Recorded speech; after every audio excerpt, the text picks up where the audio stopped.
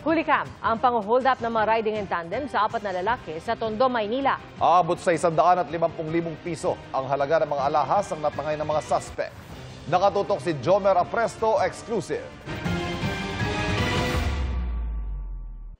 Nakuhanan sa CCTV ang pagtakbo ng 3 lalaking ito sa S. de los Santos Street sa Tondo, Maynila nitong Biyernes ng madaling araw.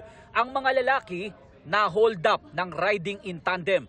Kwento ng 2 sa 4 na biktima, nakatambay lang sila sa tapat ng bahay nila nang dumaan ang 4 na lalaki na lula ng 2 motorsiklo.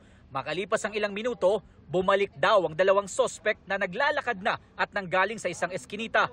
Naglabas ng baril ang mga sospek at nagdeklara ng hold up. Kinuha yung wallet niya. Nung walang nakitang laman sa kanya, yung isang nakaitim na malaking lalaki, kumasa ng baril at sinutok sa sentido niya. Doon niya na sinabi na, wala kang pera, gusto mo barilin na lang kita.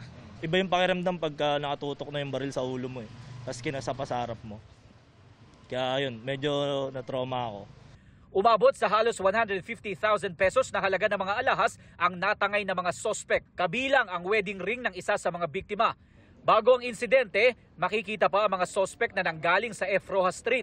Lumiko sila sa M. Ocampo Street at kumaliwa ng S. de los Santos Street kung saan nakatambay ang mga biktima.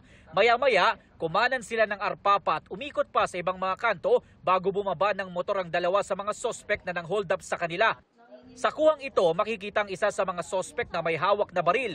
Sinilip pa nila ang alahas na nakuha bago tuluyang tumakas. Sinubukan naman silang habulin ng isa sa mga biktima pero hindi niya rin inabutan ang mga sospek. Naging leksyon sa amin siguro yung huwag kang pakampante lalo sa mga ganong oras. Lalo sa panahon natin ngayon, lumabang kayo ng patas, hindi yung gagawa kayo ng krimen. May mga, alam ko may mga anak at pamilya din kayo. Sabi naman ng barangay, nasa lisihan lang sila ng mga sospek kaya nangyari ang insidente. Unang kataon lang. Kasi kami naman yung binabantayan nila . Pag kami nagkikot, pag alis namin, sila naman mag-iikot. Nakipag-ugnayan na raw sila sa otoridad para mas madagdagan ng mga pulis sa lugar. Patuloy din ang investigasyon ng mga otoridad. Para sa GMA Integrated News, Jomer Apresto, nakatutok 24 oras.